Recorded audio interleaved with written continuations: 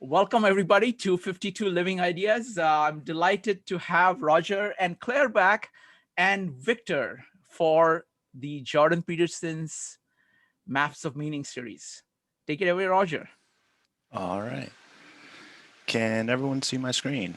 Yes. Yep. Perfect. All right. Thank you, everyone, for joining us for the penultimate lecture on Peterson's Maps of Meaning. This one is going to be called, the name of this lecture is called Losing Your Religion. So we're going to be talking about some pretty serious topics, but I do promise that it lightens up towards the end. So to get started, we're going to go over a toolbox and our goals. So the toolboxes, in other words, things that I'll be using from previous lectures to kind of be aware of. It's the known and unknown distinction, especially the psychological affect that it has. So in other words, basically what you need to know is that when you are in known domains or domains where you believe that they are predictable, they tend to stabilize and calm our emotions. And in unknown domain or in chaos, as Peterson often calls it, it's the exact opposite. Because we can't predict our environment, that actually causes a huge spike in anxiety, and our bodies essentially attempt to prepare for just about everything that could possibly happen. A couple of concepts to keep in mind. It's the myth of Milton's Satan. In other words, we discussed past couple lectures about the arrogance that is emblematic of the character of Satan, the idea that he believes he knows more, he knows enough and does not need anything that is mysterious or divine, and the idea of complete understanding without any ability to be humble. Similarly, the myth of Cain and Abel, especially Cain's inability to internalize feedback from his behavior and externalizing it and believing that it's the world that's wrong, not himself and how he's acting. Also, the idea of belief systems or maps of meaning, essentially the idea that the world finds its meaning because of your understanding of what that world is like. And we'll be talking about how belief systems collapse, essentially, since we are talking about the loss of religion. And finally, the cocktail hour dilemma, essentially the T.S. Eliot poem that Peterson has talked about before, that essentially points to the idea of if the world is terrible, it could either be the world or it could be how I'm looking at the world. So keeping all of those in mind, because they're all going to be coming into play as we're going through some of his ideas that he presented during the lecture. Now for goals, these are kind of all going to be daisy chained together, thanks to Peterson, but essentially we're going to try to understand how nihilism arises, understand why a state without a belief structure is not neutral, understand how a rational case can be made for a rising perspective of anti-being, in other words, being against consciousness and against existence, understand the totalitarian motivations according to Peterson, understand the totalitarian loop that Peterson believes that that totalitarians often fall into, know why it's tempting not just to, evil, bad people, but to all of us and the dangers that it comes with, and then also understand Peterson's alternative.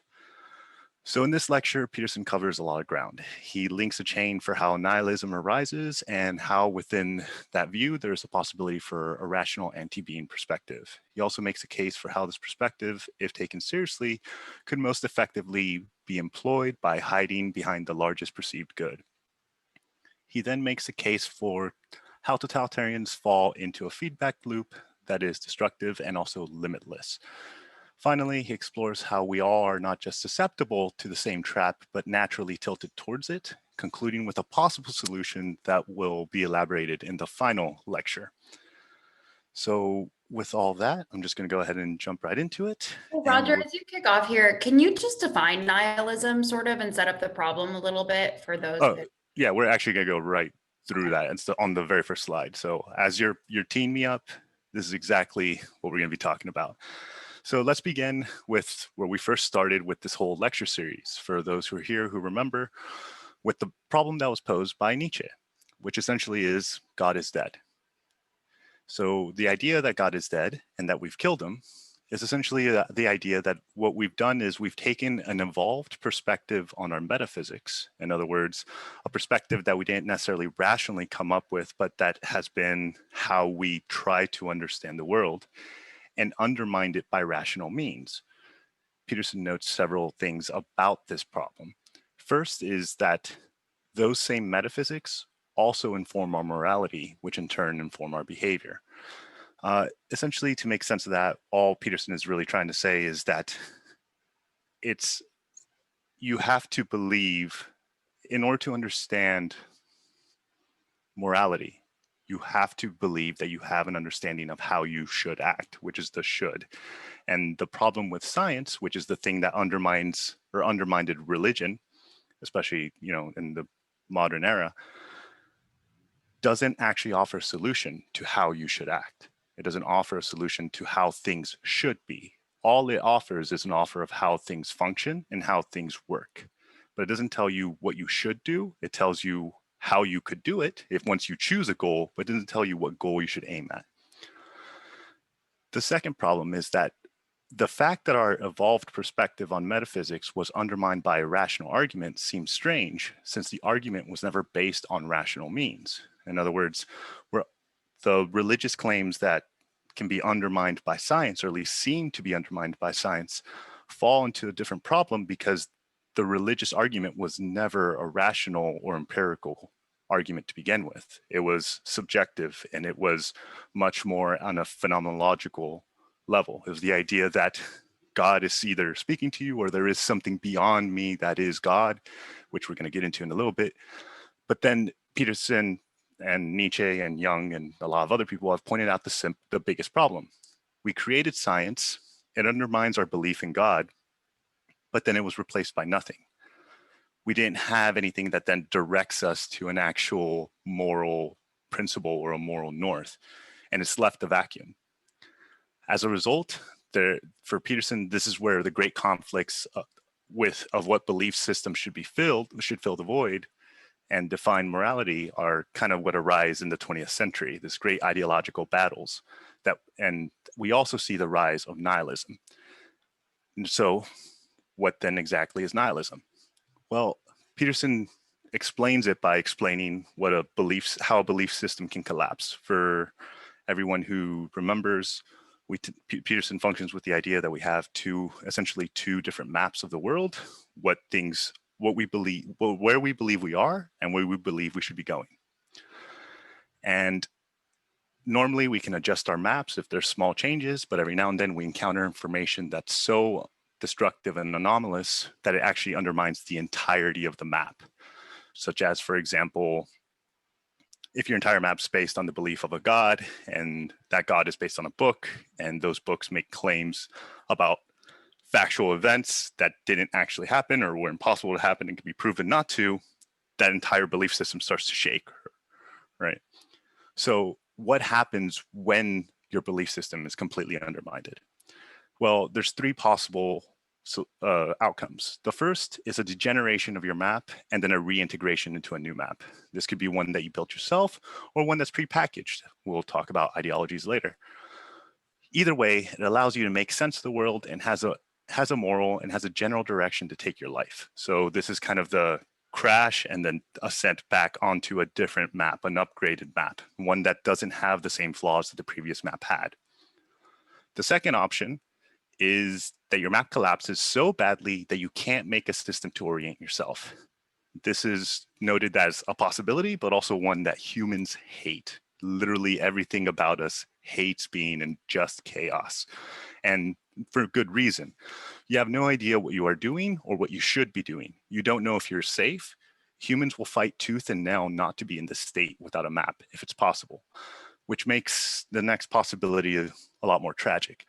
Because the third possibility of complete collapse of your belief structure is it's not just that you realize that your beliefs were wrong, but you realize that no belief could ever be right. This is characterized as a collapse of belief in belief systems. As a result, that person is stuck in a constant state of chaos. Anytime a belief structure is adopted, it can only be maintained for a short time before the doubt of the belief structure undermines the entire thing and the person is pushed back into chaos, feeling like they must knowingly lie to themselves just to make life bearable. Because the realization that no map, no belief structure can ever be enough means that the only thing that is left to believe is in the inevitable suffering that comes with existence. As it doesn't matter what belief you hold, pain and suffering tend to be some of the most convincingly real things for Peterson. This collapse is nihilism. And you can see why Peterson sees this as a genuine mental illness. He sees this as once you've gone in this logical loop, you can't create a known domain that's viable, because then that understanding of your map not ever being complete constantly undermines your attempt to try to build a map. So that's kind of the main problem that we originally started with, right? That in modern times, our science seemed to have undermined a lot of our myths and religious beliefs without actually replacing them with anything. So Peterson points out several flaws in the nihilist thinking that are worth considering. The first is, yeah, of course, our belief systems that humans constructed are not enough. Most of the reality is transcendent. Why would you even assume otherwise? And his point is essentially, look, you're an evolved creature, meaning that the main indicator of what you become is whatever allowed you to survive or reproduce. You're essentially a response to your environment. Our models and interpretations of reality, therefore, are only true for survival in a previous environment. So like not even necessarily going forward, but so far what's gotten us here. Why would you then expect to be able to actually access anything that could be considered true beyond a pragmatic sense of truth? And essentially, that is to say, we were not meant to be able to map the world, only to attempt to survive it. So therefore, that rational lock that you get into of like, well, God couldn't exist and there is no hope and all this is just as a determinant as anything else, but it's just as much of a overstep in your knowledge as anything else, because you, as human beings, you're so limited in your perspective. And we know that, or we can guess that the only reason you have these perspectives is because of evolution. If we buy the evolutionary case, which Peterson is basing his beliefs on, then there's no way to make any metaphysical claim or even any physical claim outside of it's true enough for the purpose of evolution. The second one, this one's going to be a little bit more complicated, goes a little deeper and into the religious view. And this is when he says, quoting, "You don't believe what you believe in something that's deeper than that." What he means is that when you hold a belief, it defines your, when you hold a belief system, it defines your morality. You act on it not because you believe on your conception of God, is that your conception of God is absolute or correct, but rather that you're following a belief system, but rather that in following your belief system, you are acting on faith that the belief system is a reflection of something much deeper. To help understand this, and where a lot of religions have said to try and elucidate this point, is that's kind of the danger with idols in religion. The idea of believing in a belief system rather than seeing the system as a way of believing in something beyond our grasps is the same as the old saying of focusing on the finger when it's pointing to the moon, right? You're, instead of using the belief system to understand, it's like, oh, these kind of just point to something that I kind of have to take on a leap of faith. You believe it as, oh, this is the belief itself. And finally, the last one is, and Peterson points out, is like, your beliefs cannot sustain you. He notes that if you believe that what you believe should sustain you, then you're already thinking about it wrong. The belief system should only be something that then indicates to something much greater than you that also can't be understood. And here's where the rationality kind of falls into its own trick, because it's trying to create a map of known domain. So Peterson, here's some of the quick case for why nihilism has some inherent flaws. It's nevertheless a very common outlook in modern times. So with all of that said, let's go ahead and jump into Tolstoy and really explore just how the nihilistic perspective takes place. So I'm going to turn it to Victor and I'll stop sharing my screen. Thanks, Roger. So tonight, let's look at Tolstoy. Victor, you need to speak into the mic more. Okay. got it. So, all right. So tonight, let's look at Tolstoy. So we, most of us know that he's from 19th century, and he's known for his amazing books, War and Peace, Anna Karenina, Death of Ivan Ilyich. So he actually believed that, so the novel form that he put out, he believed that a novel is not just an entertainment, but it actually should educate a person and to reform a person. And he also believed art is not for the sake of art, but it should actually help a person to grow. So that being said, that Tolstoy, he interestingly went through a different phase in his life in his late 40s. The one who actually wrote something like War and Peace, something like Anna Karenina, who actually delved into the good and evil of each character or the internal journey of those characters, he himself went through a particular phase in his life. Let's look through that. And this particular passage is mentioned in the book. And this is, right?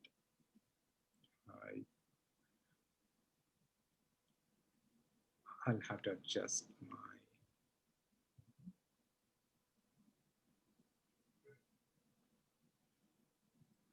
All right, so this passage is mentioned in the book, and it goes like this. This is mentioned in Tolstoy's Confessions. He was telling about what he went through in his late 40s. I remember that when I was 11 years old, a high school boy named Volodinka, long since dead, visited us one Sunday with an announcement of the latest discovery he made at school. The discovery was that there is no God and that things they were teaching us were nothing but fairy tales. This was back in 1838. I remember how this news captured the interest of my older brothers. They even let me in the discussions. I remember that we all were very excited and that we took this news both engaging and entirely possible, the idea of death of God. And in the later case, he goes on to discuss it happened. So this happened to him in his late 40s. It happened with me as it happens with everyone who contracts a fatal internal disease. At first, there were the insignificant symptoms that the ailment which the patient ignores. Then these symptoms reoccur more and more frequently until they merge into one continuous duration of suffering. The suffering increases, and before he can turn around, the patient discovers what he already knew. The thing that he had taken for a mere indisposition is, in fact, the most important thing on the earth to him, that is death.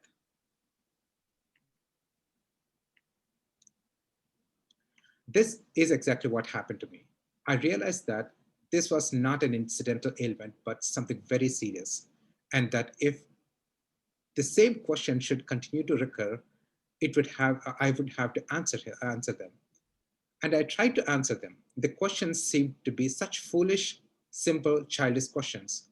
But as soon as I laid my hands on them and tried to resolve them, I was immediately convinced, first of all, that they are not childish and foolish questions, but the most vital and profound questions in life. And secondly, that no matter how much I pondered upon them, there was no way I could resolve them. Before I could be occupied with my samsara estate, with the education of my son, or with the writing of books, I had to know why I was doing these things. As long as I do not know any reason why, I cannot do anything. In the middle of my concern with the household, which at the time kept me busy, a question would suddenly come to my head. Very well. You will have 6,000 Dasyatins in the Samsara province, as well as 300 horses. What then? And I was completely taken aback and did not know what else to think. as soon as I started to think about the education of my children, I would ask myself, why? Or I would reflect on how the people might attain prosperity, and I would suddenly ask myself, what concern it is of me? Or in the middle of thinking about the fame that my works were bringing me, I would ask myself, very well, you will be more famous than Gogol, Pushkin, Shakespeare, Moliere, more famous than all of the writers in the world. So what? And I could not answer. My life came to a stop. I could breathe, eat, drink, and sleep. Indeed, I could not help but breathe, eat, drink, and sleep. But there was no life in me because I had no desires whose satisfaction I had found reasonable. If I wanted something, I would know beforehand that it did not matter whether I got it or not. If a fairy had come and offered to fulfill my every wish, I would not have known what to wish for. I really desired nothing. I did not even want to discover truth anymore because I had guessed what it was. The truth was that life is meaningless. It was as though I have lived a little, wandered a little, until it came to precipice, and I clearly saw that there was nothing ahead except ruin, and there was no stopping, no turning back, no closing my eyes, so I would not see that there was nothing ahead except the deception of life and happiness and the reality of suffering and death, of complete annihilation. I grew sick of life. Some irresistible force was leading me to somehow to get rid of it. It was not that I wanted to kill myself. The force that was leading me away from life was more powerful, more absolute, more all encompassing than any desire. With all my strength, I struggled to get away from life. The thought of suicide came to me as naturally as a thought of improving life had come to me before.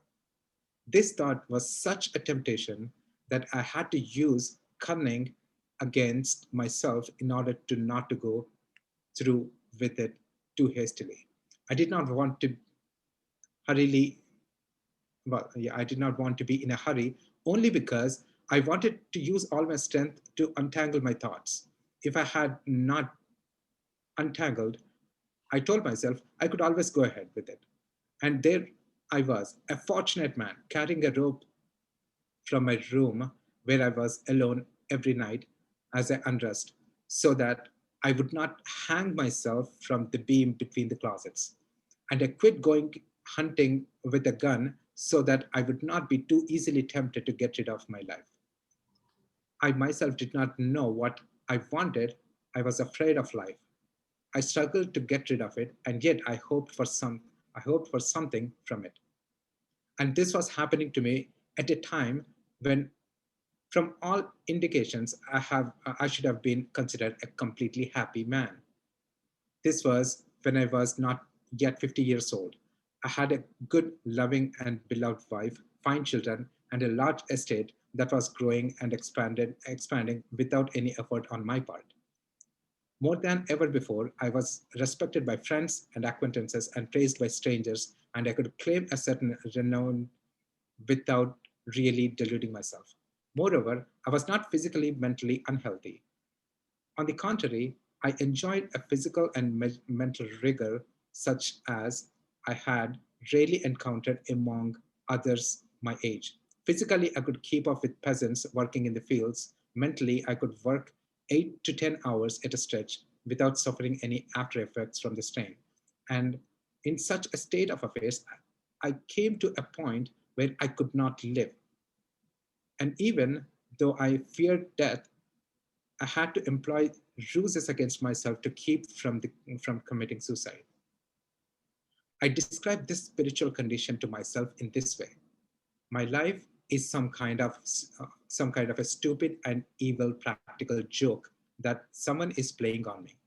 In spite of the fact that I did not acknowledge the existence of any someone who might have created me, the notion that someone brought me into the world as a stupid and evil joke seemed to be the most natural way to describe my condition.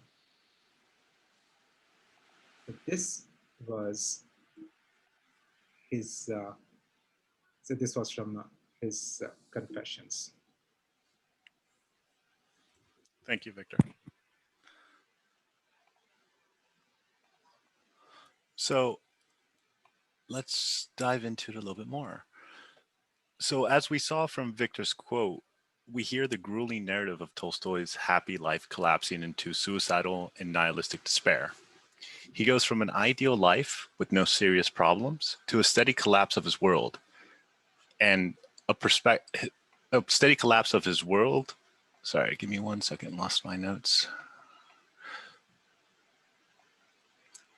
A steady collapse of his world, his perspective, his sanity, and even his will to live. He both fears death, yet also desires it. He can see the steady march into oblivion and is helpless to stop it.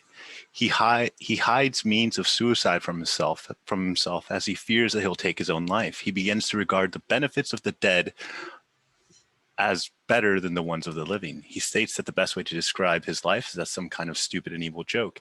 In his eyes, it should not have existed. And that the strong act through a rope, a knife, a gun. And Peterson points out something quite interesting that he says, look, that rationality right there, right? That life is so unbearable, especially once the collapse of what are we even doing here, right? Once you reach to that conclusion and you can't understand the purpose, the logic first becomes, well, okay, like this is nothing but suffering and I'm going to die anyway. Might as well just get this over with so I don't have to suffer more before my death comes in. Peterson notes that that logic can be continued and has been before, that if life is so terrible to all who experience it, then what's the moral thing to do? We can see here that when a belief system cannot be created, the only apparent beliefs come from the inevitable suffering that cannot be ignored. It's then that suffering that defines behavior. If suffering is still bad and all life is just suffering, then ending my existence is rational. So is ending others. So is ending society. In fact, all of existence could and should be saved from this damnation.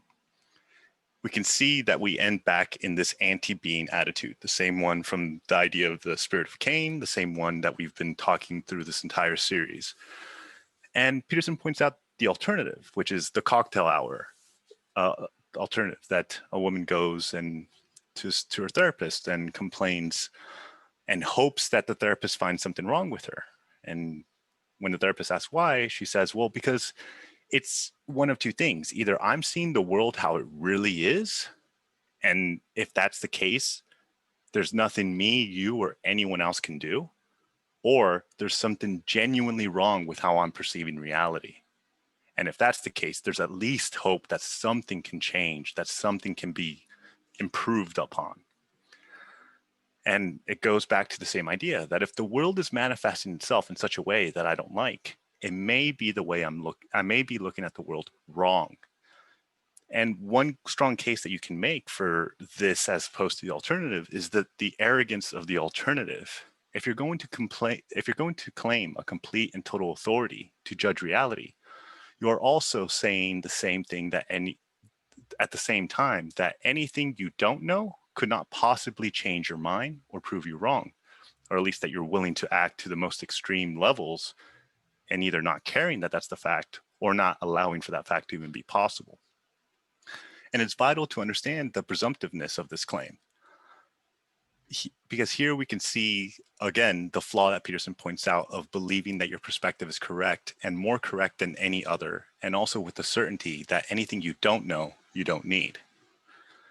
And if anyone remembers from last week, some of you may have noticed that perspective that you don't know, that anything you don't know, you don't need, is the same one held by Satan himself in Milton. And Peterson notes that in Milton, the concept of hell is not a place, but it's more of a metric of a metaphorical distance from the good. So what makes hell hell isn't just that it's a location or even that it's up the center of the earth or anything else, but rather that it's the location is described as just something that is farthest away from the good, which again we'll also bring into. But Peterson points out something even more interesting. He says, look, according to the myth of the Bible, God forgives all and is good. And something you might ask is like, well, if God is all good, why does Satan still exist? And the answer is, well, Satan could step out of hell and be forgiven at any moment, but he won't admit that he's wrong. It's the one thing that God requires, and it's the one thing that Satan cannot do. And since he can't do that, what does he then rule over? Well, hell, the place where suffering is maximized, and it's the furthest away from the good. Because Satan has a incorrect conceptualization of reality, right? By definition, right? He's going against God, which in most canonical myths is the totality, and is not willing to even consider the fact that he might be wrong. So this problem is even captured in our myths. So let's look at what happens if you do adopt a fully anti-being attitude. And to do this, we should probably understand what it is that we're even working with psychologically. And Peterson points out, look, we know why humans have belief systems. You need a belief system to structure your reality, and also to structure your morals, and to structure your behavior. But this can be a pragmatic use of belief systems, right? It doesn't necessarily have to be that you believe it fully, simply that you believe it within yourself. The second one is that we play games. And he points out, look, we're playing a game. We seem to share rules. We are social animals. Peterson's alluding here to the hierarchy, and the fact that the hierarchy as a structure seems to be pretty universal among humans, but that, it didn't have to be that way. It just happens to be that way, that's how we evolved. And as long as the structure is there, it doesn't necessarily have to have any specific form outside of just a hierarchical structure that gives a pecking order of some sort. And he also points out that, look, it makes sense why we don't like losing our belief systems. And it also makes sense why we would defend our belief systems. If anything comes as a threat to us, well, yeah, naturally, since we all implicitly already know what happens if we lose our belief systems and, descendants into chaos, it's very natural for us to defend it. But what then happens in the same scenario when you already have reached that point that we've discussed, where it's you adapt this vengeful desire beyond just the destruction of the self, beyond just the destruction of others or even society, but destruction of experience itself.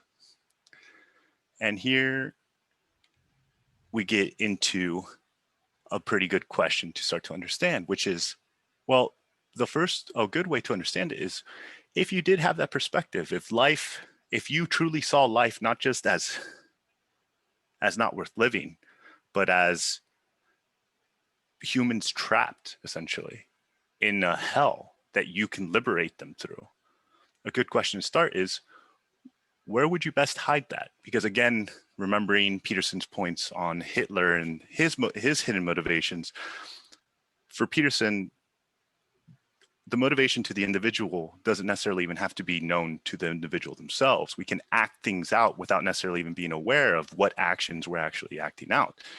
Nevertheless, he points out that, well, the most efficient way to do terrible things is to hide it within the highest order of morality. And he then makes the point that that's exactly what totalitarians do. Because when they do that, they get to have their cake. In other words, they're protected from the outside world because their theory accounts for everything.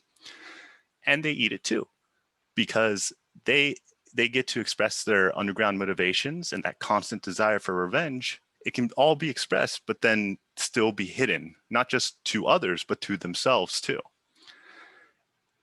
They can say to themselves, hey, it's more than reasonable that I stole all this land, or that I stole this wheat, or that I executed those people that didn't agree with me. I was trying to establish the Aryan state, or the communist utopia, or whatever it is that you want to establish, right? It's once you've established a moral imperative, all means become justified. And hey, Roger, can you back that up a second? I'm missing the leap between hiding hiding hell in this highest level of morality. Why is that a logical thing to do?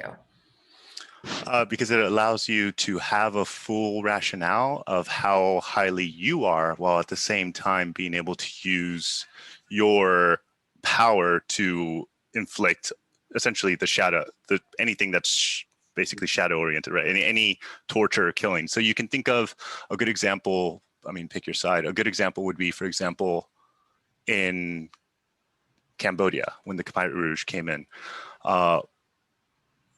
On all banners, on all propaganda, on everyone in the United States all the communists were cheering like greatly the Khmer Rouge. A lot of academia was, and it was because they didn't really know what was actually happening. In fact, from their perspective, it looked as though some revolutionaries had just finally liberated Cambodia, and there was going to be a swelling and rise of equality, right? And the idea is that like that wasn't what was happening at all. That was just the banners that they used. You can look at the USSR and the idea that all the top leaders had dirt on all the other top leaders, but it was never, but they weren't used, that leverage wasn't used until they needed it to be used. So it wasn't a moral claim or even a moral structure. It was just leverage. It's the equivalent of if you commit, a felony, and I know you commit a felony, but then I just hold on to that fact, and then we both say that we're against felonies until I don't need you, and then I employ that, right? It's a tool. The virtueness becomes a tool just to leverage you out or get rid of you or express my levels of revenge in whatever way I can manipulate the game. It becomes the morals become a game, right? Especially if you don't believe in them, right? It's just like whatever, yeah, sure. Like I think Peterson and plenty of others would say that the PC culture, that's one of the dangers that you have, is that it actually just hides since everyone knows the rules, you just don't know what anyone actually thinks anymore, right? So it's like, yeah, cool, everyone's saying the right words, but you don't actually know what anyone's actually thinking anymore. Now you don't know if they're racist. Now you don't know if, because like everyone's so hidden, that's like, great, no one's getting offended, but now we're not aware of who we should be watching and who we should be keeping an eye out, because like now it's all just blended together. So that's kind of more what it means, is like of hiding behind virtue. Totally makes sense. And right, so and Nietzsche, here's a good example too, because Nietzsche gives a definition of morality, and Peterson says it's a super cynical one, but it makes the point. For Nietzsche, he defines morality as the idiosyncrasy of the decadence with the ulterior motive of revenging oneself against life successfully. So in other words, the uniqueness of you seeking essentially things for you with the ulterior motive of also taking out revenge on life successfully.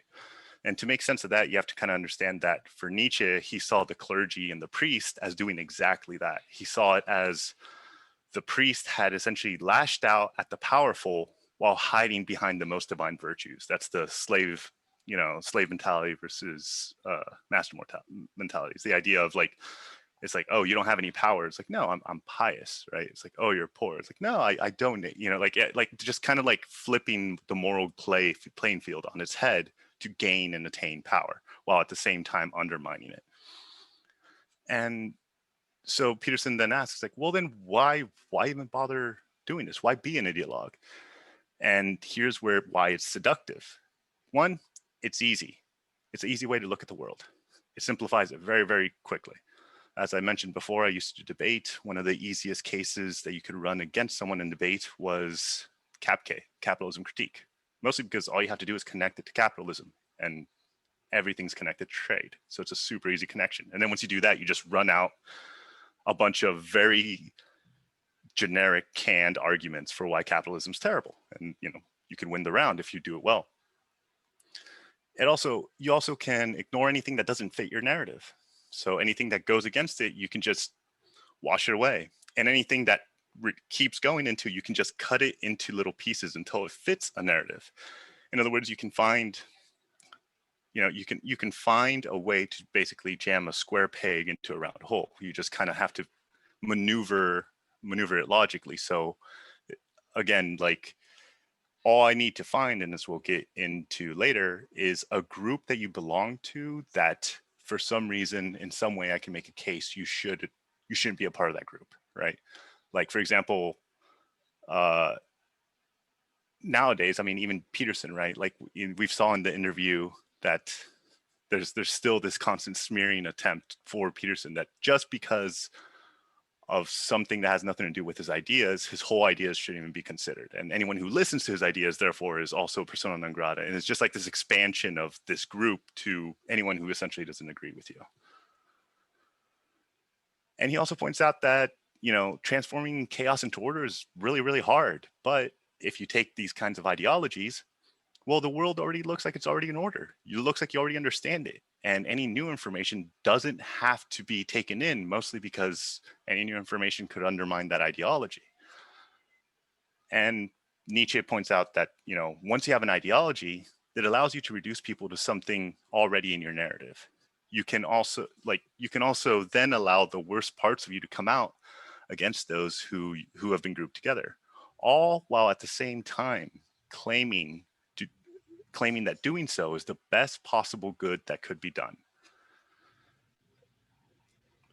And essentially what that means is that once a goal becomes a moral imperative, you can justify any means.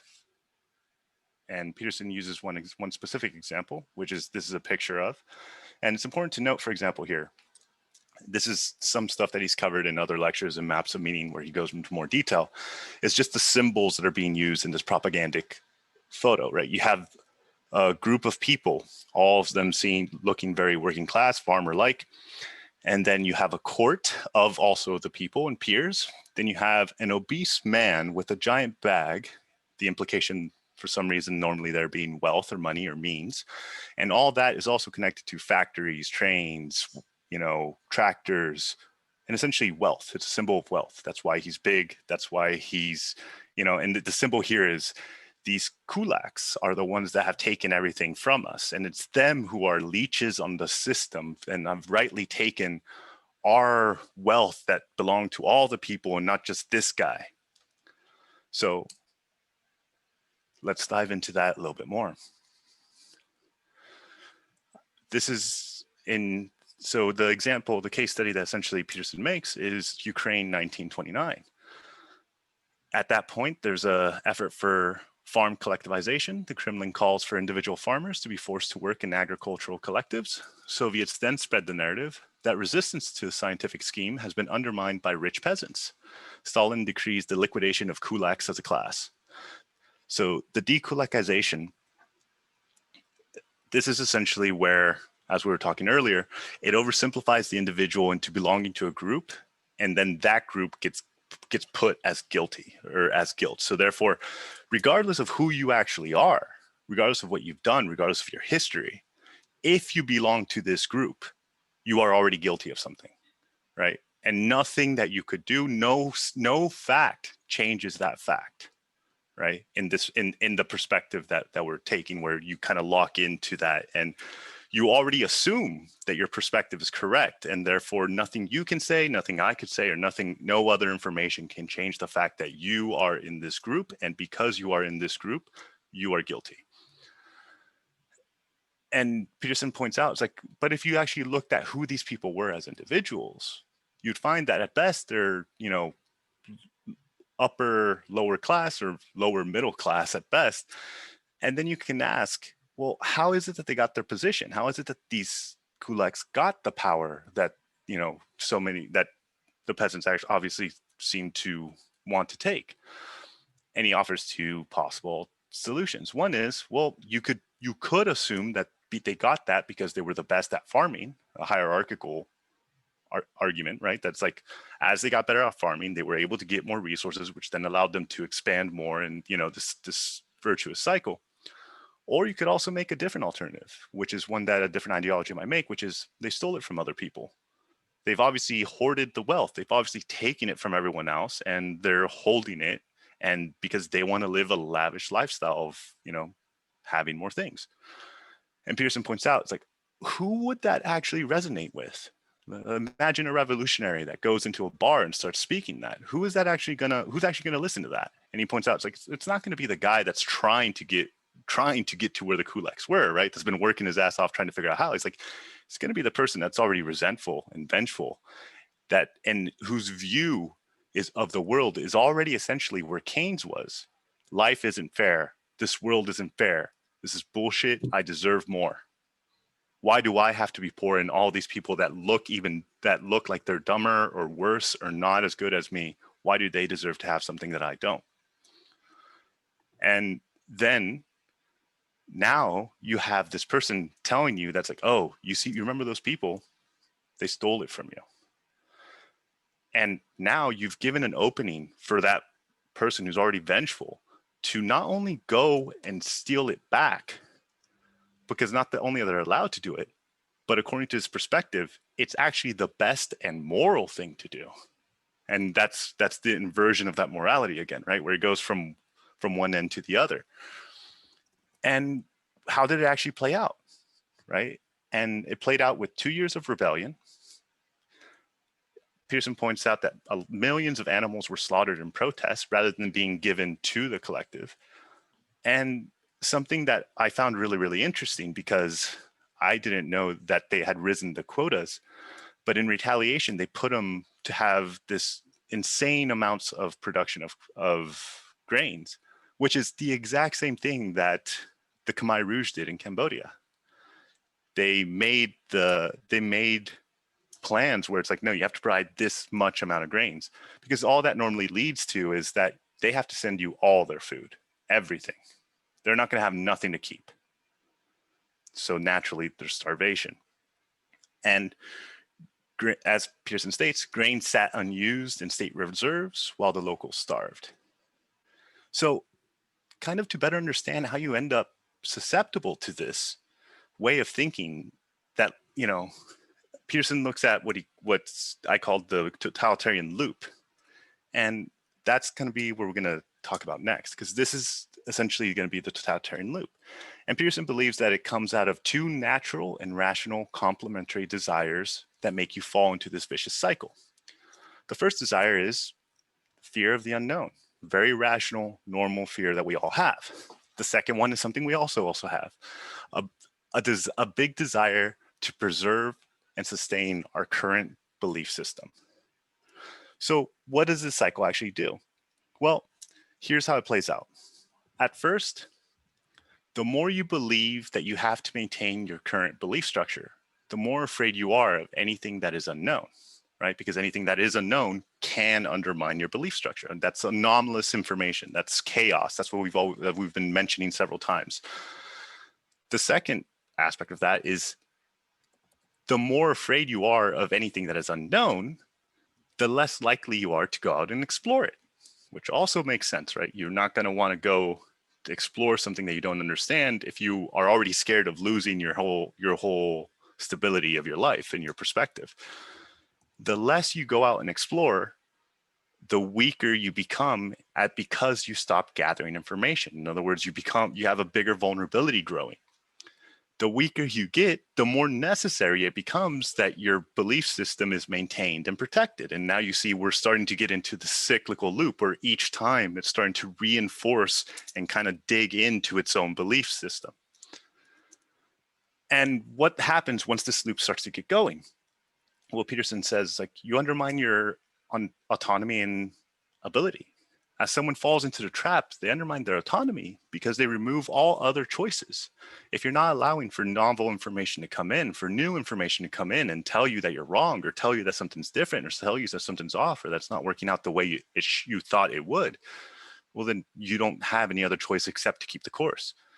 You also undermine your ability because you don't recognize your capacity to change your perspective.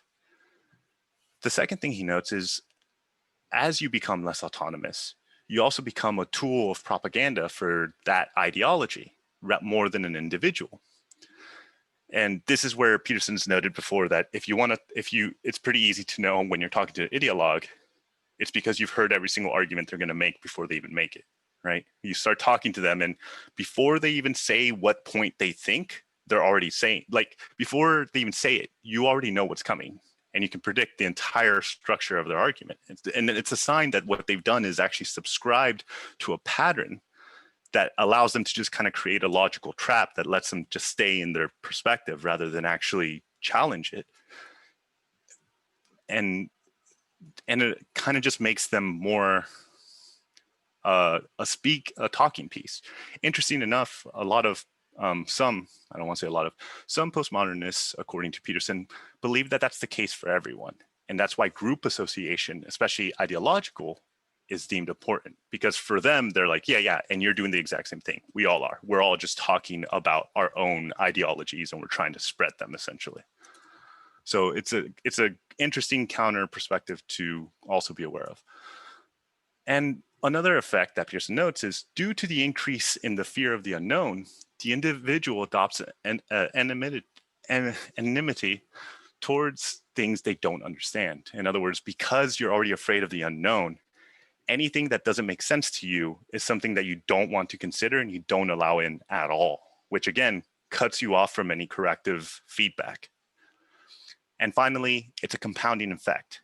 Each rotation reinforces the structure as it's a self-referential process. In other words, each time you have these loops, you get stronger and more dug in. And the interesting and fun part that Peterson notes is, well, what's exactly the final destination? How low or how far does this thing go? Because if it's each time it goes, things seem to get worse and it deteriorates. What's the end goal, the extreme case? And the cycle, if it's not interrupted, it leads to a place that's indistinguishable from hell, the religious, mythic hell that we're talking about. That's not to say that it's an actual location. As we've already discussed, it's relative to the distance of the good, but that distance can be infinitely expanded on, as Peterson notes. Because as Peterson notes, hell is a bottomless hole. No matter how bad things could get, there's always something that you could do that makes it worse. And the only limitation of that is the dark side of human creativity. And unluckily for us, that dark side is very, very creative. Anyone who's ever been to a medieval torture museum can tell you we are very creative when it comes to causing pain and hurt and destruction. So with all that, how is it that what is that actually causes this? What is it that causes this descent, this cycle all the way down? And Peterson points to at least three, but he says it's not really a clear thing. And that's kind of the thing we're always trying to figure out. Is it seems like there seems to be pride, cowardice, and at least lack of faith. Pride because anything I don't understand doesn't exist. I don't need to know. Or even if I do know, it's not relevant. I'm still sticking to my guns. And cowardice and lack of faith because, and even if, that was something that I needed to know, I'm not the person to confront anything I don't understand. And now we're going to get to the scary part, because all this hopefully to some extent makes sense as to how authoritarians get there. But the scary part is how easy anyone can fall into this cycle. It doesn't require some big dramatic change. It's a feedback loop, similar to a mic next to a speaker, as Peterson uses. Each rotation of the cycle further strengthens the loop. So that means that even small mistakes can quickly snowball out of control.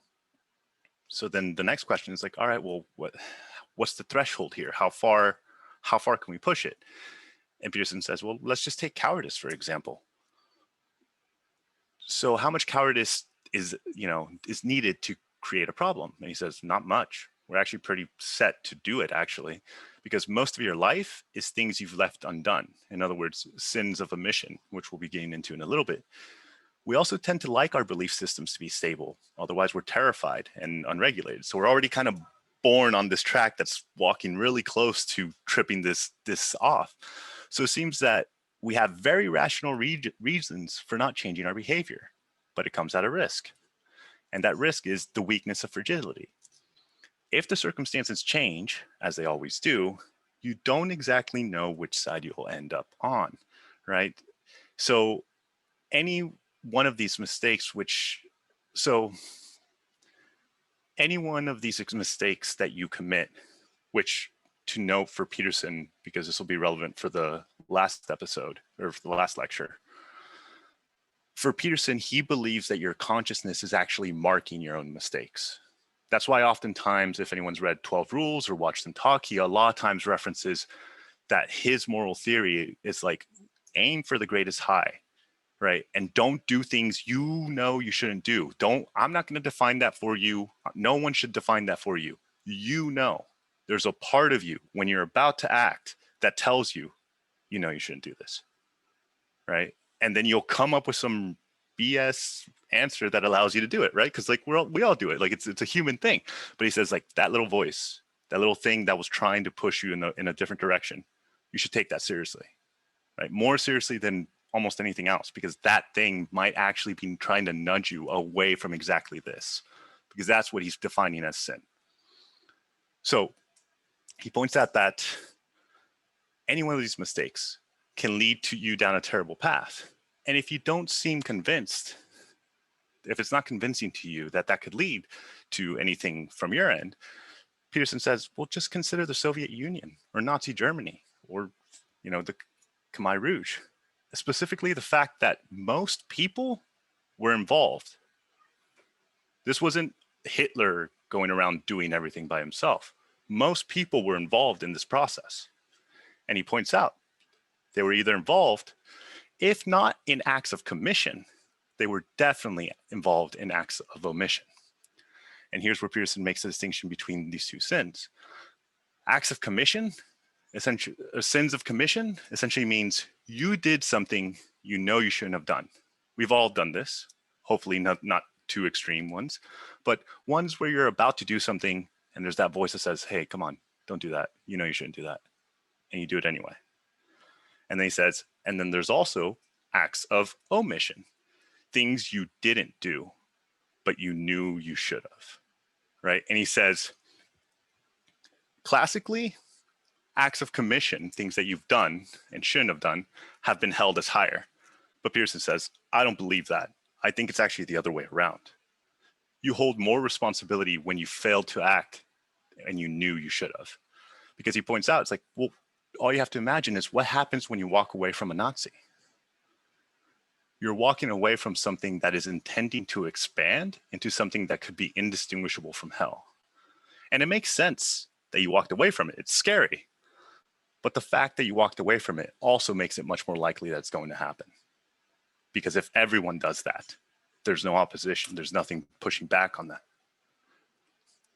So, in conclusion, as we look at the past horrors of humanity, we always try to understand it through social, economic, or political causes. Peterson has a slightly different perspective on this. And he says, well, look, your life being characterized by suffering or deprivation isn't a direct causal relationship to the rise of totalitarian, because any event can be interpreted differently. Not to mention, in totalitarian states, there's also always people that are just as poor that don't support that system. So it's not necessarily any of these, or at least for him. He says, we tend to use those more because they're easy explanations. We often choose these perspectives because they simplify and generalize the social forces into something that we have no control over. And there's a nice thing about not having control over something. And it's that you don't have any responsibility for it either. Similar to the nihilistic adage, if nothing you do matters, it's a convenient rationalization for not having to take responsibility for anything, as it's all meaningless and out of your control. The cost is a constant collapse of your belief system, but as we've seen, people can struggle through their life that way. And here's Peterson's alternative. And it's a much, much more terrifying alternative if you actually take it seriously.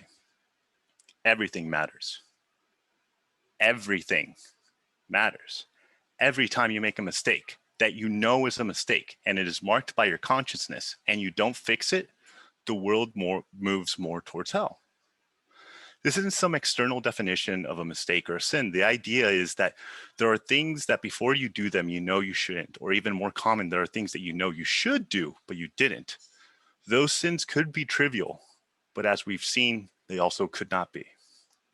And one example is Adolf Emmerich. He's this man that's pictured here, pretty non-assuming. He's also the person that planned the final solution.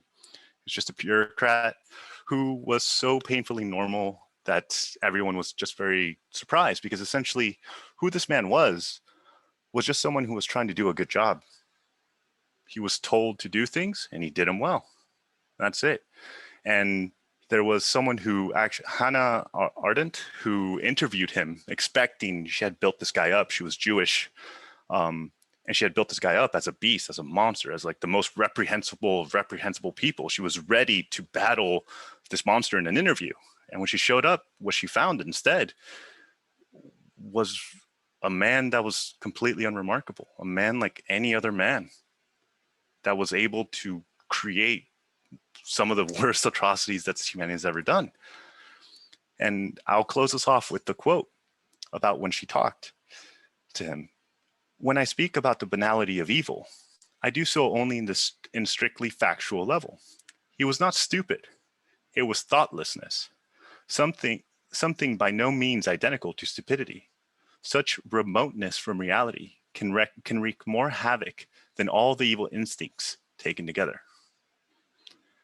So with that, I'll leave you with the idea that every aspect and every sin of omission and sin of commission matters.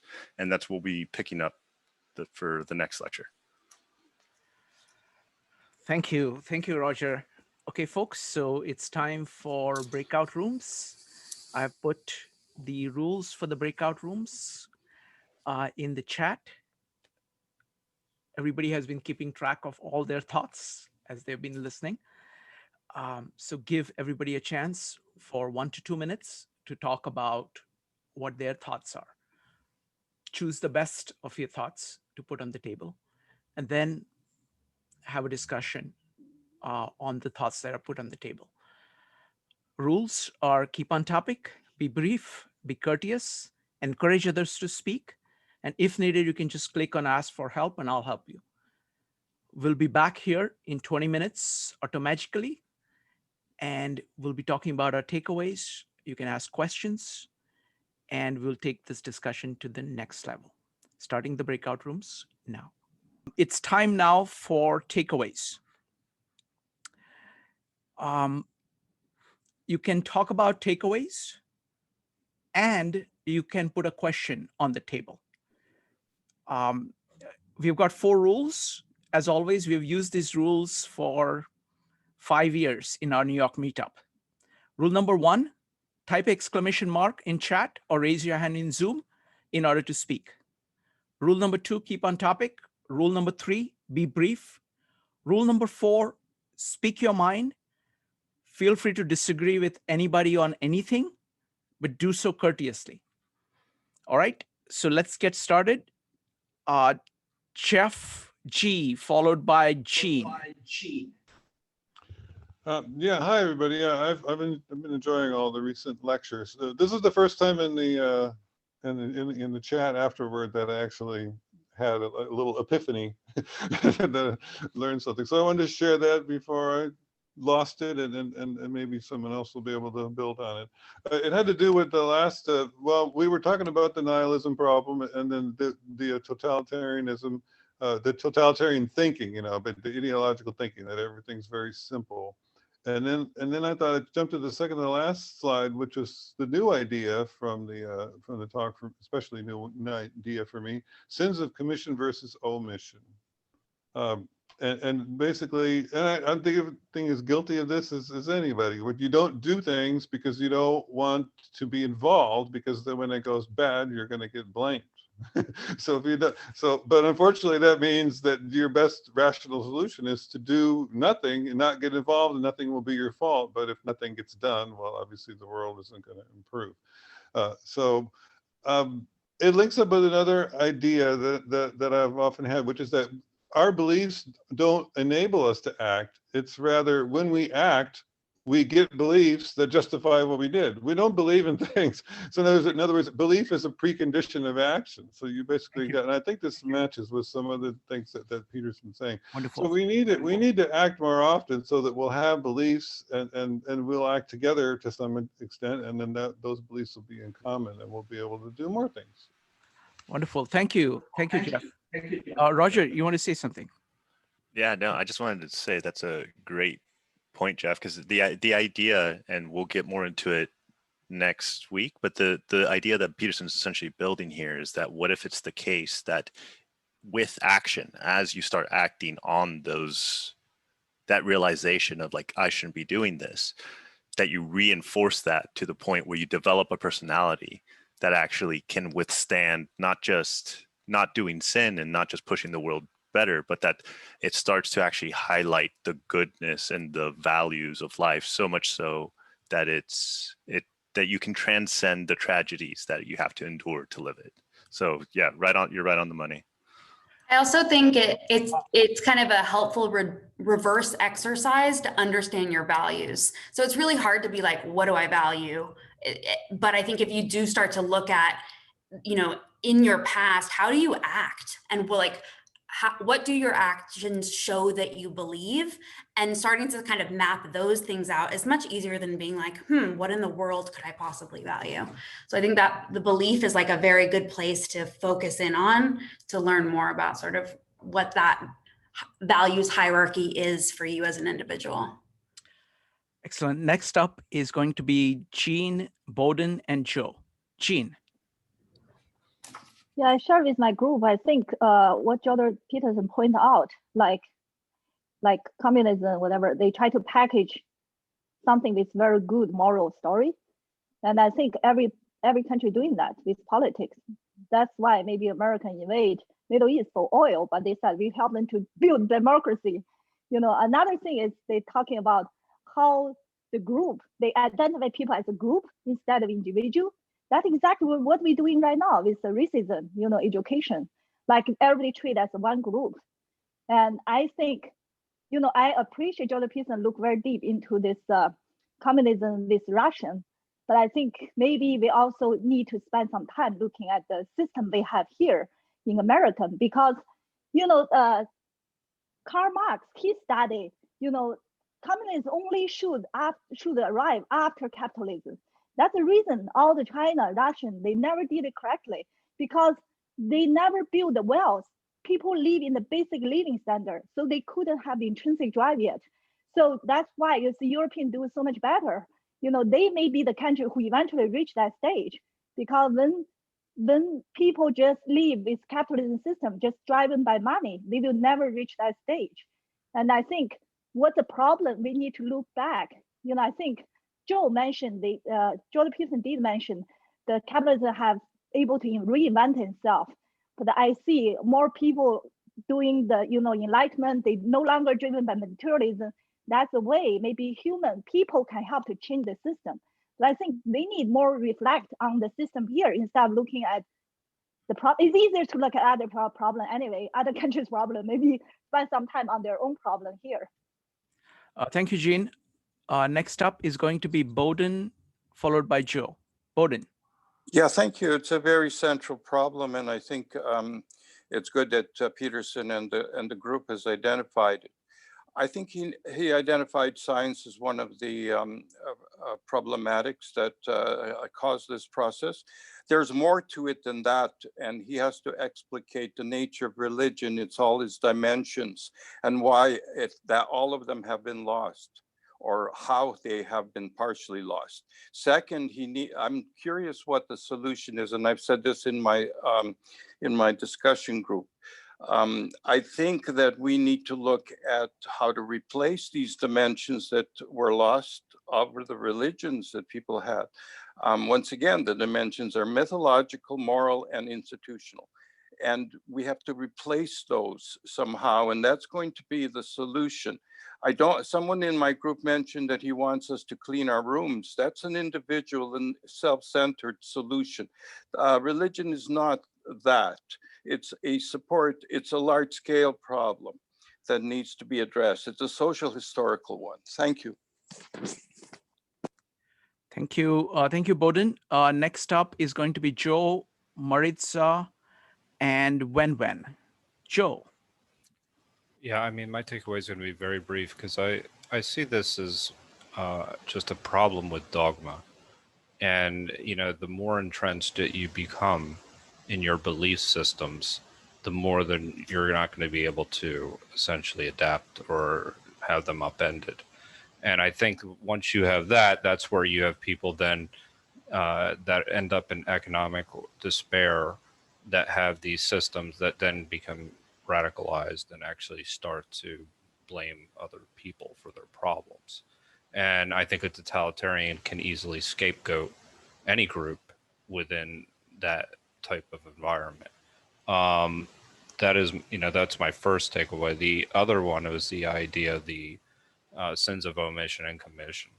I thought was a really important point throughout the lecture, and just how likely, or just how likely you are to be, if you're in Nazi Germany, that there were a lot of normal people there that were part of that, that were, like even Adolf Eichmann to a certain degree, who was just a regular guy. I mean, obviously he was participating more than others, but there were a lot of citizens that knew and did nothing, and that's essentially what permits that type of environment to exist. And somebody else just mentioned in our that this is not necessarily just a religious problem. This is also like aligned with political, when we're talking about dogmatic beliefs, that if you have this way of ideologically speaking, that you have this belief system that you can't move on or you can't even negotiate with, then inevitably and that's going to turn out badly. So that those were the main thing was the idea of how how we become dogmatic, and then all these other problems that we have, like pride and some other issues, creep in, and that's pretty much it. Thank you, Joe. Next up is going to be Maritza, followed by Wen. Folks, if you want to talk about your takeaways or ask any questions, go ahead and type ! in chat. Maritza. I have written what I was going to say, but Joe's comment threw me off a little. I agree with him entirely on the concept of dogma, and it's kind of that anything in its extreme is not good for us, right? So, Peterson tells us that the crisis of faith that characterizes modern society is a reflection of the permanent crisis of faith that characterizes human beings. And I think that's kind of at the heart of this lecture here today. We're looking at, when they're talking about losing religion, we're talking about what do we do when our belief system crumbles around us or falls apart entirely. And to ask that question, you need to ask yourself, well, just how rigid do you really want your value system to be? How healthy is it to be overly rigid or not rigid enough?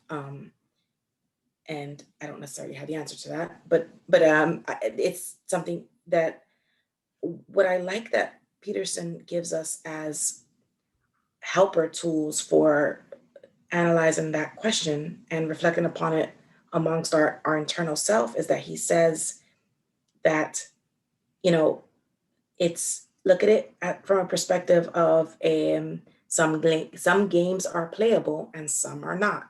If you have a game that, or if your belief system can tolerate iteration and be improved, well, then there's something there. But if you find that it degenerates with iteration, and that's where he points to totalitarianism. Sorry, I can't speak today apparently. But when he uses that as an example, what he's trying to show us is a game that degenerates as it iterates. And so he's saying basically, always do self-checks to see where we are. And that's where where Joe was talking about dogma, I think is spot on, because, if there's actually in the book, when he's talking about Milton and the concept of Satan as the highest angel, he actually says, when the spirit who falls in love with his own beautiful productions, in consequence, can no longer see beyond them. And we've actually talked about this in so many of our different gatherings here, Shrikant, where, you know, we say that the moment that you fall in love with your idea, it starts to unravel, it starts to die. And I think this is related in that it's saying, you know, if you blindly hold on to anything, you've already lost it. And I think that that's the happy medium we need to find here when we're questioning our belief system and whether or not it's falling apart. And I think ultimately what I hear in this lecture is that, you know, where he says, and this is a rephrasing because, you know, I do like to take out God and religion. And so, you know, reason can only serve the good when it plays a secondary role. And, you know, Peterson uses heaven, or Milton uses heaven, Peterson uses, you know, God or religion, but basically it's a balancing act. And, you know, if we acknowledge that our technological power today outstrips our ethical knowledge, if we remember that, well, then we don't get stuck in this problem where you know, your morality is so entrenched in our belief systems that you know, it's funny because I'm terrible with American idioms, but there's one that I'm starting to understand here. That concept of throwing that child away with a bathwater, it sounded so weird and alien to me, but I'm kind of making a little bit sense of it with this section, because what it's saying is you have to be careful what it is you're throwing down the drain, because there are pieces there that are part of you. And if you throw them away, you're irreparably damaged, and you're damaging your family, your community, your culture. And so that's what I got out of this lesson. Thank you. Wonderful. Thank you, Maritza. Next up is going to be Wen, Jade, Becky, David, Paul, David S, Paul, and Judith. Wen. Okay. In the group, what we discussed, but I have to ask the question again. What is the purpose of religion? Why is religion there to start with in the first place? And I think religion, it starts from taking care of the most important question is that where do we go? Is the mortality question. And then after that, you know, because it take care of our biggest fears, you know, we all die. So then you have to make meaning of the death. So then religion provide a meaning to that. But then we understand as human evolved, we understand that it's not necessary anymore. You know, we understand through a lot of you know, science and a lot of, you know, cruelty of fighting, and then we come to announce that it's not, religion is not for us anymore. So then we go to a nihilism, right? So then we need to climb, something has to happen to let us climb out the nihilism. And I do agree with Jordan Peterson, because in the end, it is, the world has evolved in the place that internet is possible. So everybody has a voice, and then it's a constant, your identity of self, and it's constantly evolving, morphing, you know, in a different morphing stage. There's no set things, and you have to be the one to build your own religion. So you, in order to have your own religion, you have to lose the one that's built by the dogma. So then, you know, and then you know, everything is individualized, and every individual is very consciously building their own religion. Then the world, this would be the institution they would belong to. You know, it's like a game theory. Yeah. Okay. Excellent point, Wen. So I have more things to say about that. And we are actually doing a whole meetup related to that. I'm going to talk about that shortly. Next up is going to be Jade, Becky, and David next. Jade. There was a lot going on in my breakout room. Good stuff. Essentially, we ended at a weird point because we were kind of going through the concept. I think a lot of groups talked about the sin of omission, and the concept that we ended on that got cut off was the concept of basically making sure your help is helpful. And we kind of were starting to turn by discussing what a person's responsibility is when intervention is not effective or when their intervention makes things worse.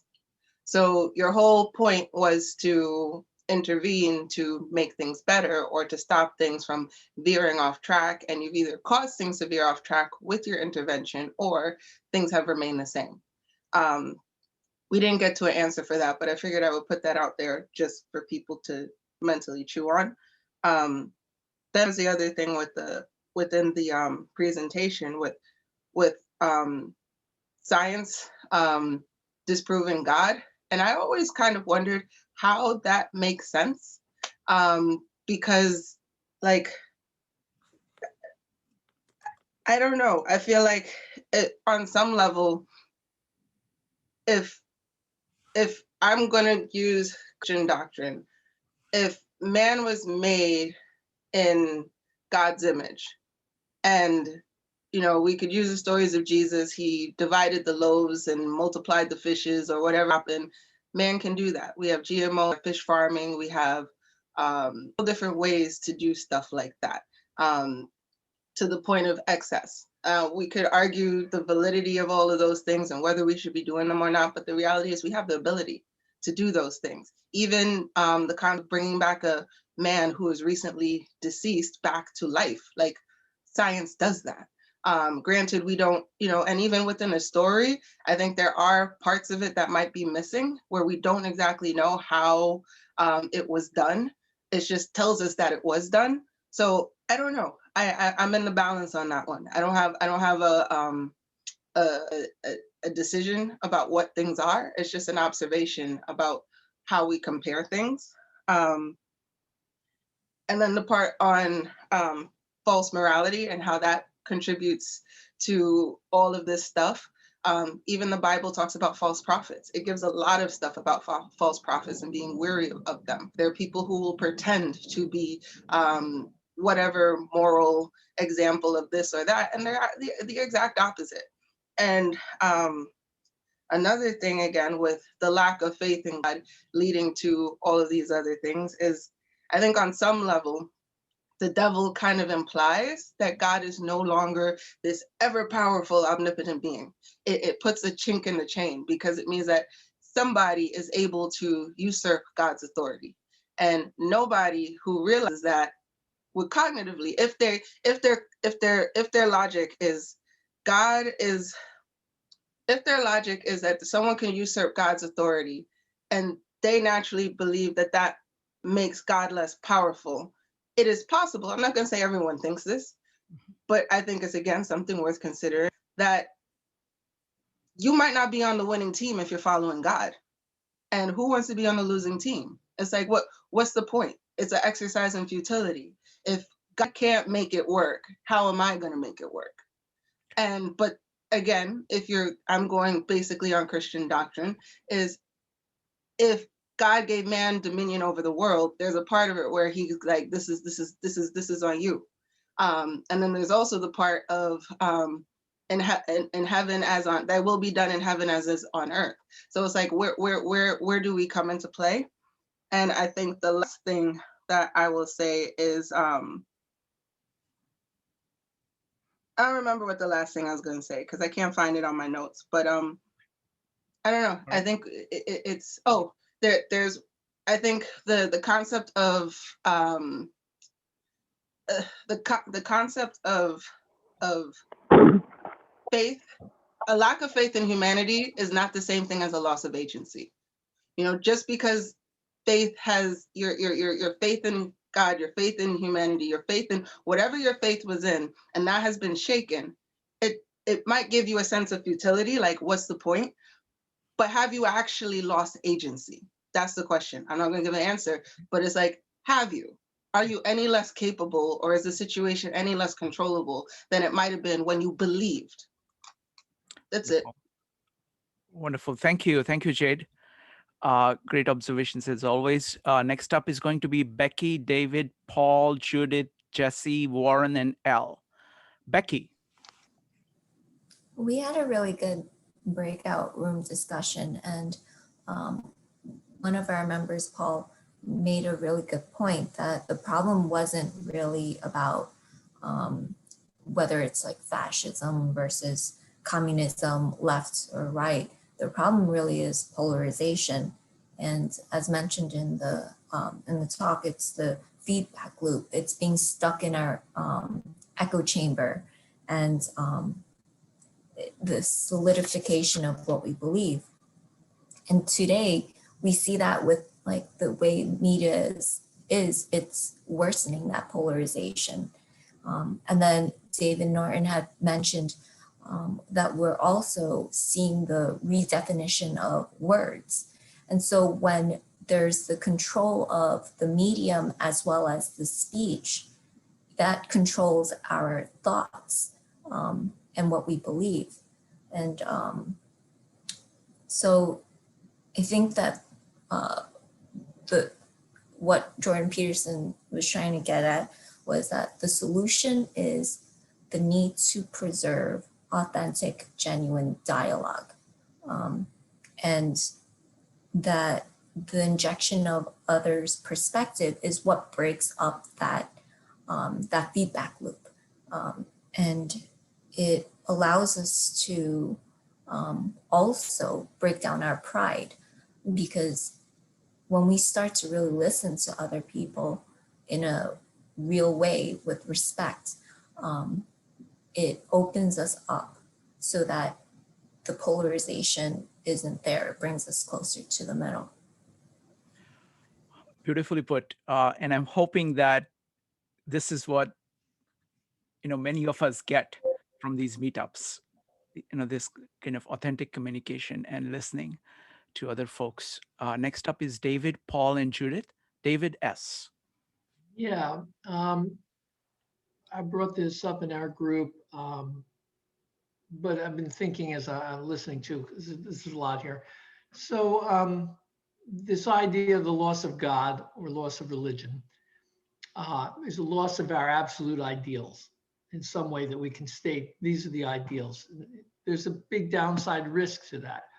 And maybe God isn't dead. I mean, I think despite the public burial, the public God may be dead because we don't agree that there are these ideals that we can grasp onto and bring in as a society that we would agree.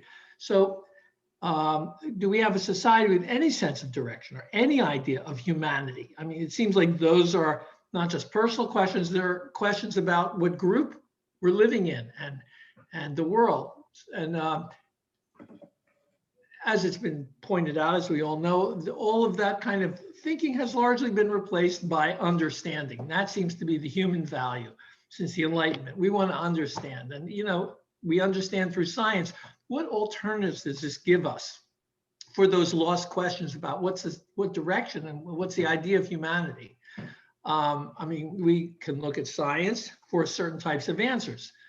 Neuroevolutionary biology and secular humanism and rationalism, utilitarianism, or do we, follow through on Aristotle's plan, economics, and even what Becky, I guess, was just saying, that maybe looking at the normal way of saying, how do we make a good life with economics, and our success will bring others to see the value of our system of individual freedom and our system, whose values we really still can't state and bring out clearly. So without having organized ourselves in some way to state that we have values, that there is a God in some way, some set of ideals of some kind, call it what we will, we have a problem. I mean, we're left to the system of pure reasoning, an enlightenment kind of, let's figure out the moral thing to do. Let's use our reason.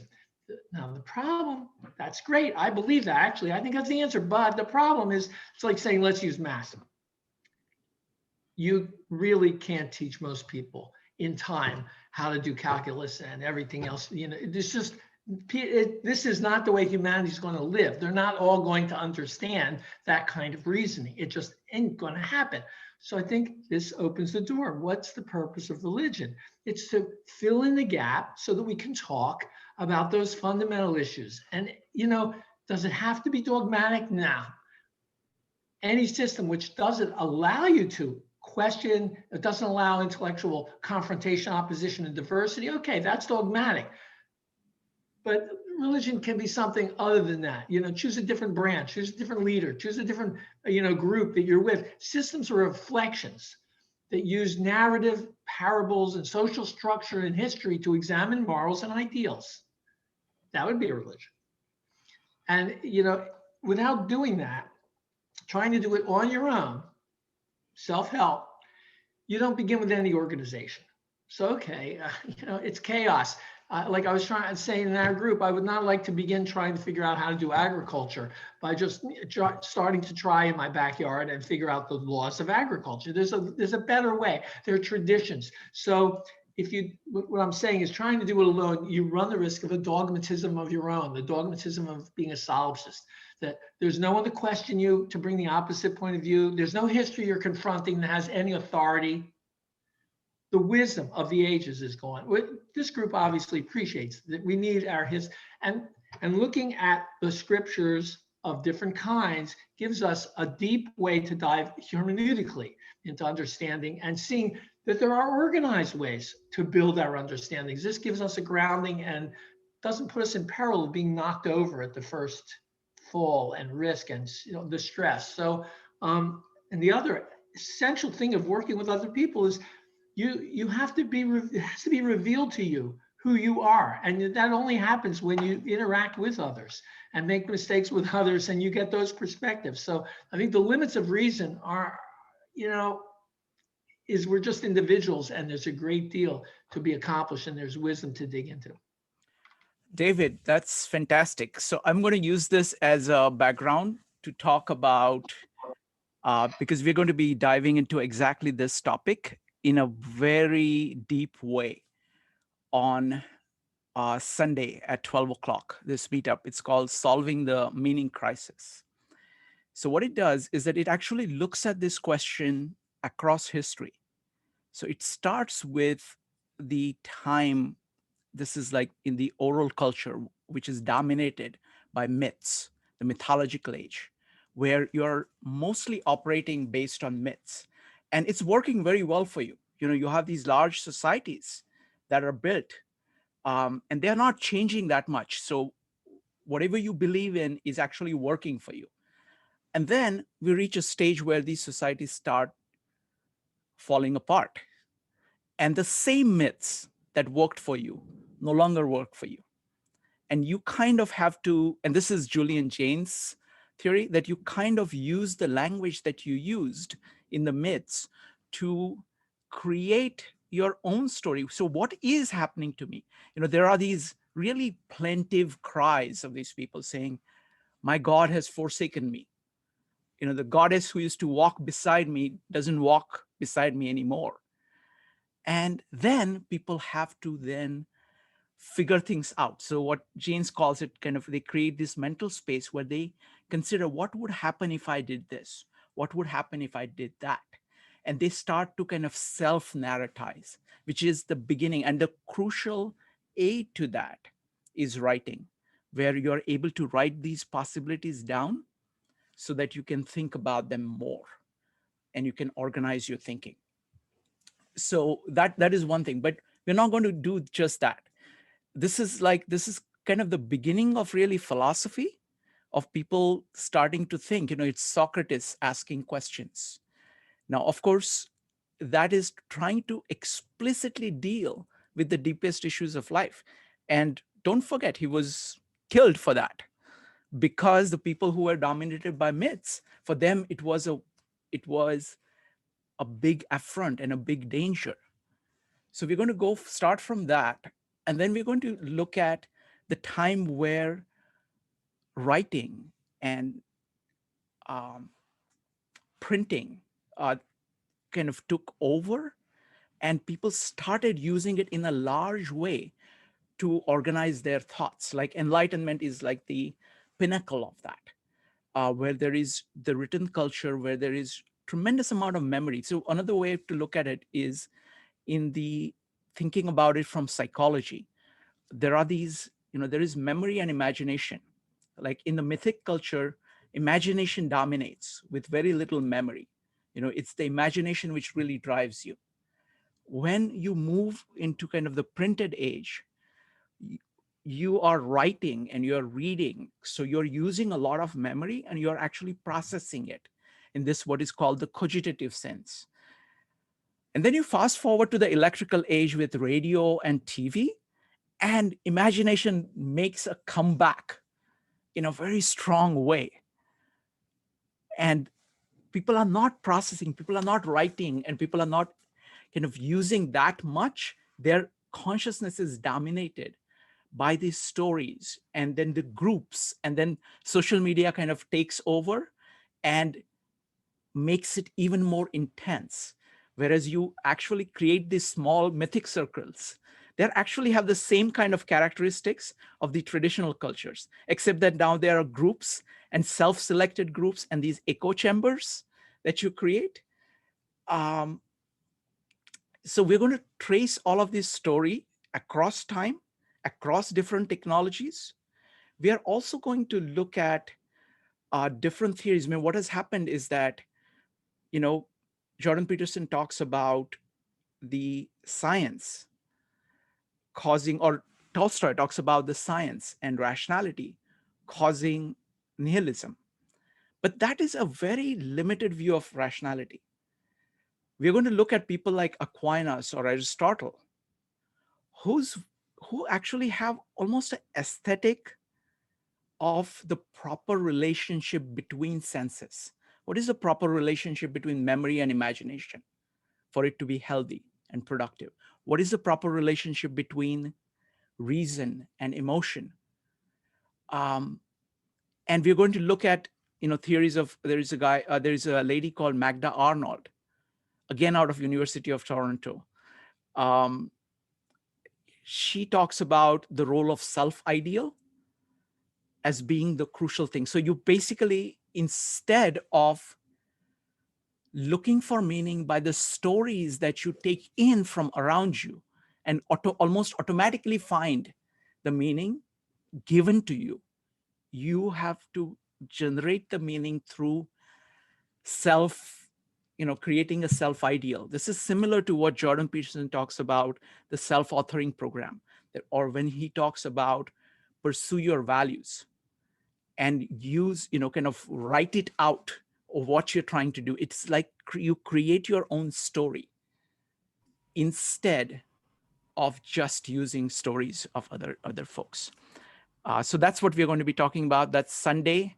Don't miss it. It's going to be incredible. The author of the paper who put it together, who's done a PhD on the topic, is going to be there. So is going to be Mark Stallman, who is one of the most brilliant people I've ever met. And that's going to be at 12 p.m. on Sunday. Claire. I just want to respond. I think that the last few people, there's been this sort of theme of community and speaking together and communicating. And I hear what you're saying about this writing it out, sort of writing your future. But I think there's this element of sort of I always learned that the church means the people that are the part of the church. And I think that that's sort of one of my issues with Sam Harris too, is when you just move on to your individual journey and your individual sort of meditative self, you lose this sort of group ethics that I think, is sort of a fundamental element here. Oh, that's excellent point. I absolutely agree with that. I mean, I think this authentic relating is critical, because otherwise we are all prone to our own biases and getting caught in our own head with our theories. Absolutely. Next up So is this going is to, like going to church, basically. yes. And I haven't Yes. been in a while. Wonderful. Thank you. Next up is going to be Paul, Judith, Jesse, Warren, and Elle. Paul. Yeah, thanks. I had a philosophy professor once who he was probably the best one I had, a well-published guy, but people were talking about God in his class once, and he brought up the theory that he asked the class to talk about of if you're willing to entertain the question why, the discussion of God becomes a legitimate discussion. And that's all it takes. It's like the little kid. Dad, why do I have eyes? Well, you've got these nerves. The people tend to answer mechanistically who have the scientific faith. Well, you've got these nerves in your head that leads to this. And he goes, okay, but why do I have those nerves? Well, they're useful because of this. And then evolution happened and they evolved. Well, why did evolution happen? So the little kid will just keep backing it up until the father is backed against the wall. And that's because of the same question that was brought up in this earlier, that science doesn't even try to answer it, but there's a dogma that if it's not amenable to science, you're not allowed to ask it. That is a dogma that is deep in our modern culture, in my opinion. And if you allow yourself to ask it, you then open the door to thoughts that might embrace traditional religious structures. And it doesn't take much creativity to apply concepts of many different structures without running into contradictions with science.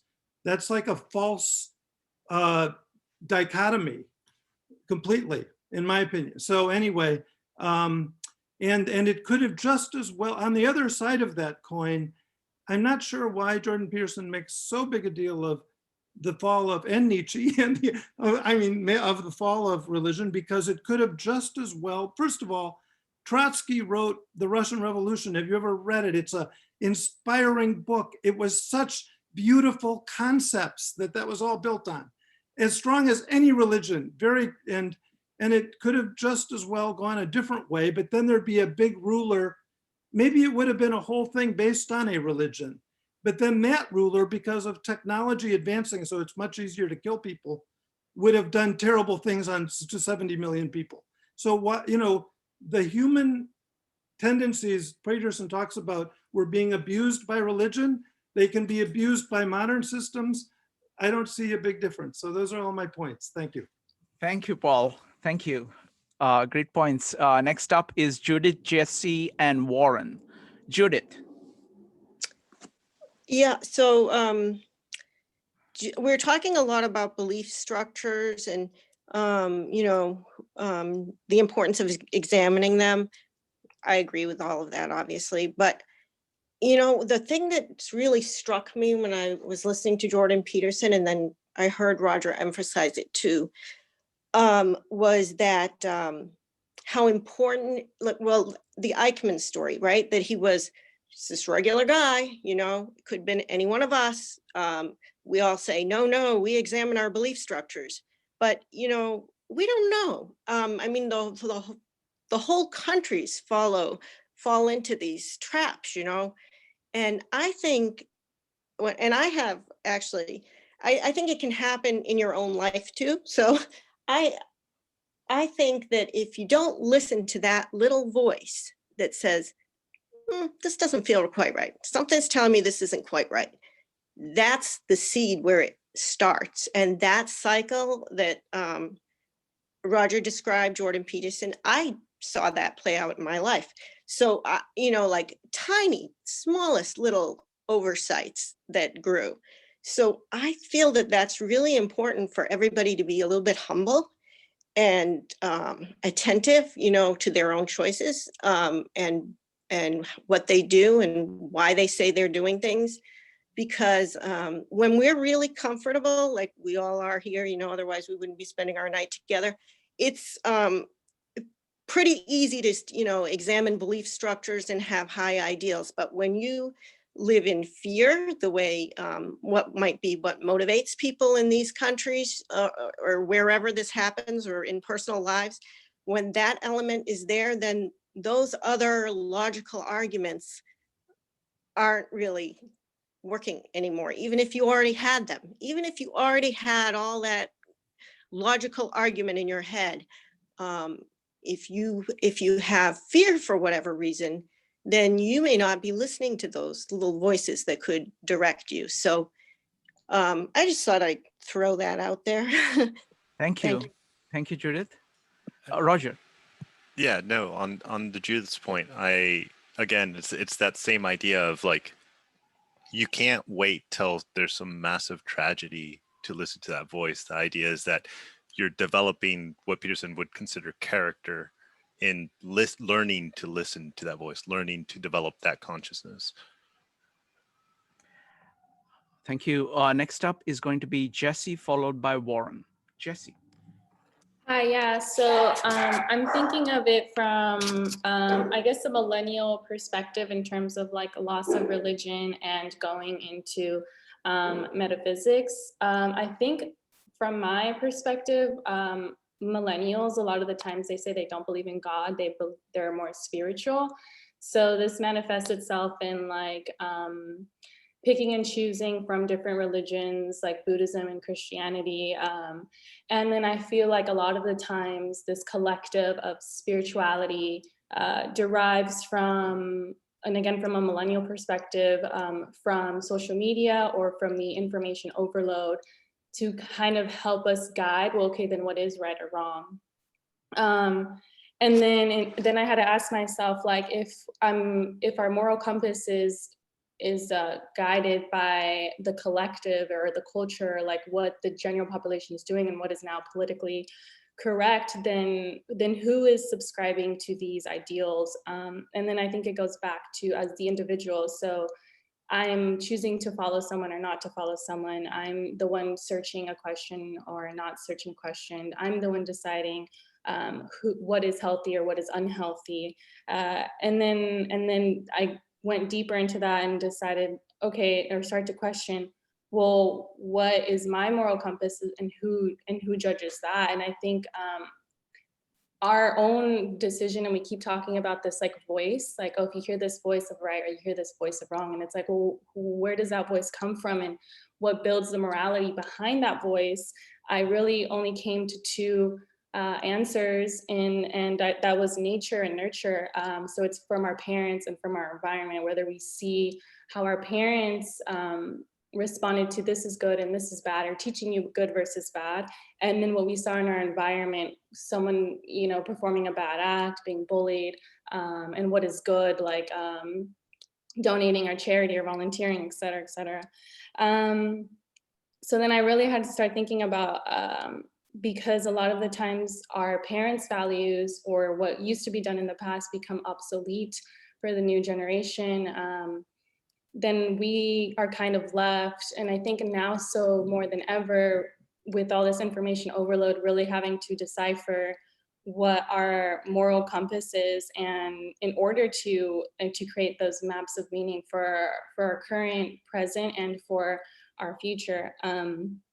So then in terms of like, once you finally do decide, okay, this is right or this is wrong, then that could be completely different from someone else's right or wrong. And then I go into the question of omission versus commission and the sins regarding to do that, because something that I could feel like, and I've really thought about it, and this is my value, and then I feel this to be inherently good, someone else could feel that it is inherently bad. So by me not trying to help them, does that make it a sin of omission, or like at the end of the day, are we just inherently have different values? And then and it kind of thought about Buddhism, where it's like the and I forget the term for this type of Buddhist, but before reaching nirvana, they assist others into nirvana. But then there has to be like a willingness of the individual to want to be open to that idea and to be accepted. And I think it goes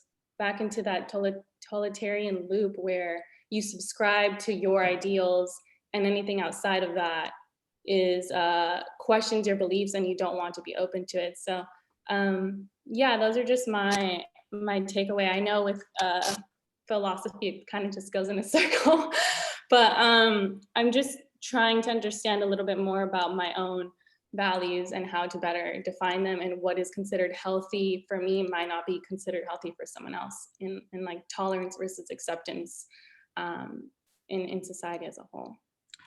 Wonderful. Thank you very much, Jessie, and welcome to the meetup. Thank you. Next up is going to be Warren. Well, this is kind of cool. I guess two of us who are here for the first time talking back to back. So what a great group, and delighted to have the opportunity to participate.